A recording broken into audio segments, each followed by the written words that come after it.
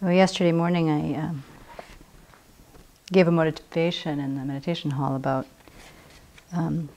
drawing on Shantideva's view in his chapter on patience or fortitude about working with anger. So today I was at a loss about what I might talk about today, and so I asked a community member and she said, "Oh, do the motivation you did yesterday." I said, "Well, that's unfortunate because right now I'm really angry." So I'm not sure I can. So I thought it would be actually very useful for me to both revisit that thinking, and it's maybe a little risky to share because I'm not completely through this. I have a big button and it got pushed and pressed this morning. But these very verses from Shantideva, his wisdom, are really effective antidotes. So if you can bear with me to go through my own process here, I'll share what that's about. So, you know, the story of what happened is completely irrelevant. It is totally a story. However it happened, it totally is a story. That I have a button is nobody's fault but mine, if there is a fault to be had at all. And that's the real question, is there, you know, often when situations are difficult, we immediately go to either you're to blame or I'm to blame. Either you did it or, oh, I'm so terrible, I did it, I did this terrible, terrible, terrible thing.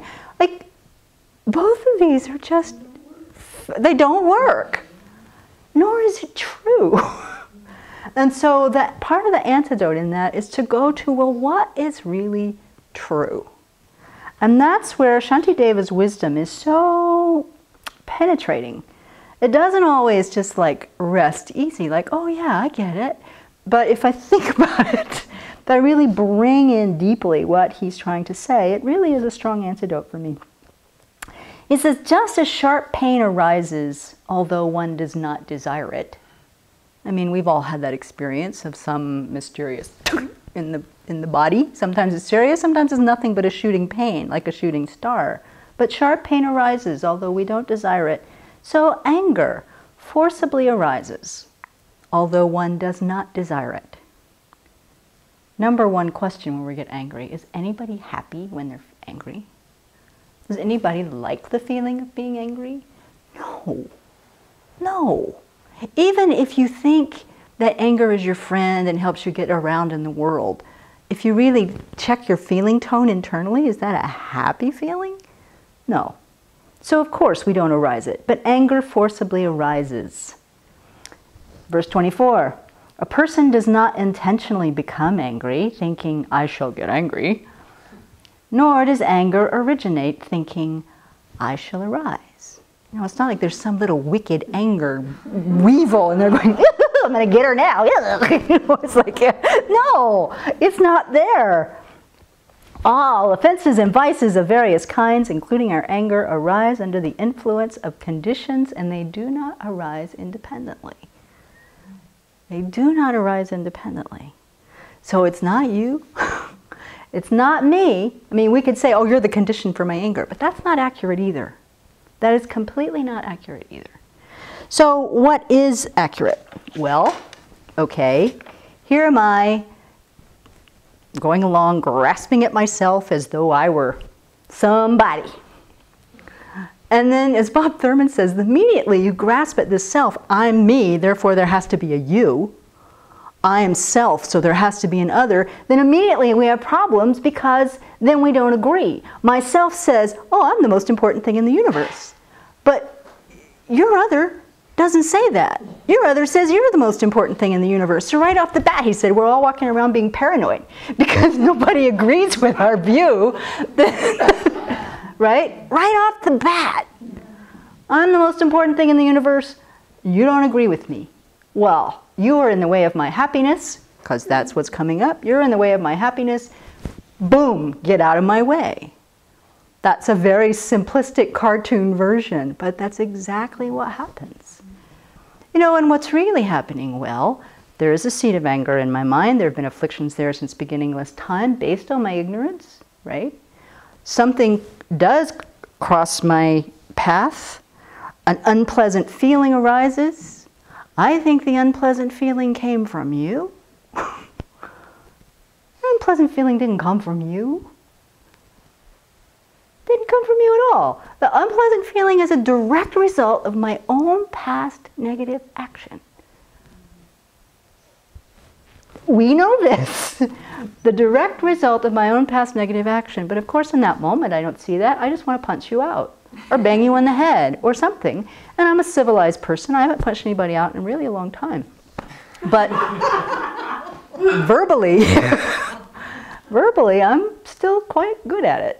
And it flies faster than my fist ever could. So then what? When somebody's mad at you, what do? You get mad back.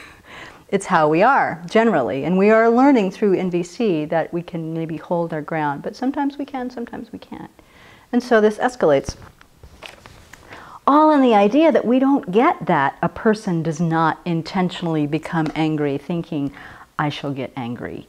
Nor does anger originate thinking, I shall arise. We want to blame the person. We think they've intentionally done something to harm us. And we don't like it. This is an uncomfortable feeling, and it's your fault. But Shantideva says, everything is dependent on something else. And even that on which something is dependent is also dependent. It's all dependent, arising moment by moment by moment. Hence, he says, why should one get angry at things that are inactive, like apparitions? Another translation says, so why should we get angry of something that is just like not solid? Why should we get angry? Therefore, this is the conclusion. Upon seeing a friend or an enemy committing a wrong deed, upon hearing a friend or an enemy saying something I don't like, one should reflect, such are his conditions, and be at ease. And when I hear something I don't like and the anger forcibly arises, the other conclusion is, such are my conditions, and be at ease. So the whole layer of hating yourself for being angry, hating the other person for being angry, the shame and guilt that especially women carry about being angry, all of that stuff is just more stories. Really, it's more stories. And so here, you know, I mean everywhere, people deal with this moment by moment every single day. What are the three basic poisons? Ignorance that leads to our craving or our attachment that when it's thwarted, anger immediately follows. Those three things we live with moment by moment by moment, and they're the seeds in our mind. They can be worked with.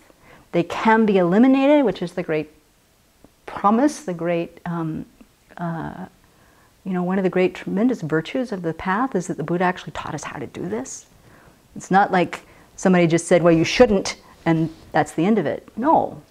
Buddha said, no, these afflictions are adventitious. You can remove them. It's not an immediate process. We can't take a pill. But by applying many of the antidotes, but for me, this reasoning really works. Again, again, again, again, again. I'd love to say that, you know, yesterday morning I was quite calm and cool, and that was the end of it. I never have to think about this again. But wrong. Not yet. But someday. And so, thank you all very much for indulging this process.